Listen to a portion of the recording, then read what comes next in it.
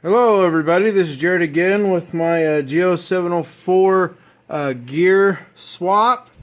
I've got the plate mounted in there, I've got the gears in there, and I'm been running through a little bit of tests and stuff, just hooking it back up and giving it a try. I had, set up a little mark spot so I could see, exactly where I'm gonna, put it, the motor, so that the teeth engage properly.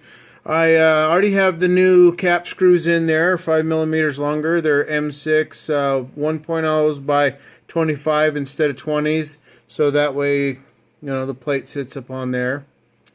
And so let's see what we have. Now, I said the gear ratio, if you watch the first video, my 35-minute long video or whatever, you can get my explanation. I put a paper out and everything to see where the gear ratios are. I can't remember all the things off the hand, but I ended up changing the gear ratio from about 1.85, if I remember right, to about 1.5. So the gear on the motor here is a little bit bigger, and the intermediate one that's right in the center is just a little bit smaller, and I think it was maybe 30 teeth to 45 teeth, something like that. But let's check it and see how it runs.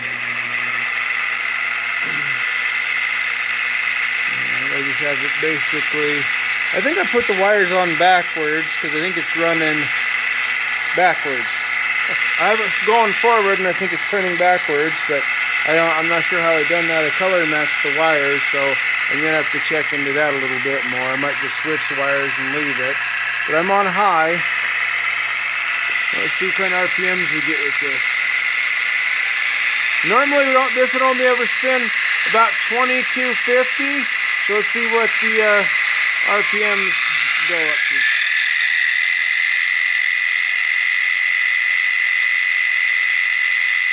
And straight cut gears, so they are going to be a little bit noisier. So I do have a little bit more noise, but I got 2750 RPMs right now.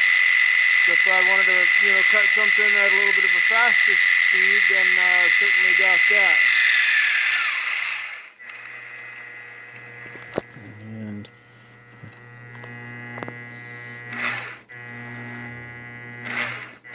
so, I'm putting some torque on that, and I don't have any sort of gear slippage or anything like that. So everything seems to be. Let me actually put that in low to give that a try.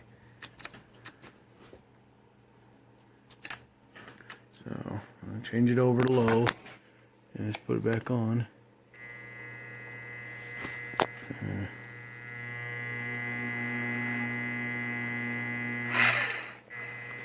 So yeah, the teeth have some strength to them, so I got it engaged pretty good. I try to make sure I put it up here when I was testing it before I actually, because you have to take this whole plate off to be able to put the screws in from this upside. I wish it wasn't that way. I wish maybe some long bolts or something. I wish it was something like that, but that's how this design is. So I just basically put it up in there and basically put a little pencil mark on here to see about where I was. And then I think you do get a little bit of play back and forth, so I kind of put it in there, and then I think I had it a little bit tighter, and I loosened it up because it was a lot noisier, and I think the gear teeth was engaging too far, and so I loosened that up just a hair, so because it was even noisier than this. So I think everything's doing pretty good.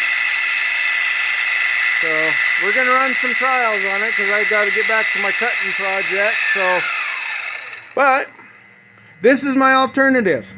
I got just a plate on here, and what I did is 2 straight cut spur gears, each that matched up with the distance, and I altered the gear ratio a little bit because I didn't want to put a plastic gear back in here, and I cut steel things in here. A lot of people cut aluminum and stuff, and I cut steel, some hardened steel, so I didn't want to put plastic gear back in there. I wanted something to have some strength, so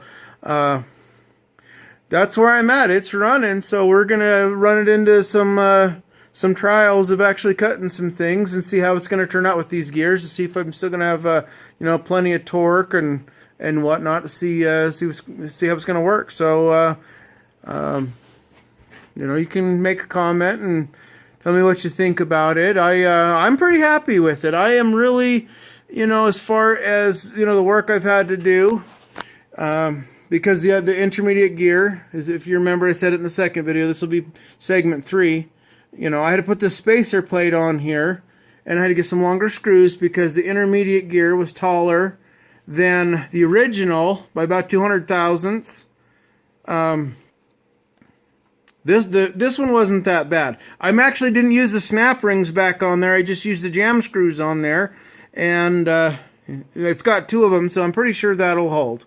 You know, they run on pulleys and stuff like that just that way all the time. I don't, you know, if I've got that, I don't necessarily see the need for having the snap rings back on there, because they really won't go anyway. So I'm going to run it this way, and I'm actually happy with it, and I'm going to see how it's going to do when I get, you know, working on my project again. But you got any comments or anything, or any questions, then I put it in down below.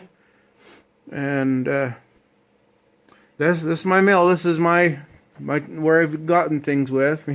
You know, for what my G0704 mill is, for what I got to do with, you know, for projects and hobbies. But all right, well, thanks for watching, and have a great day.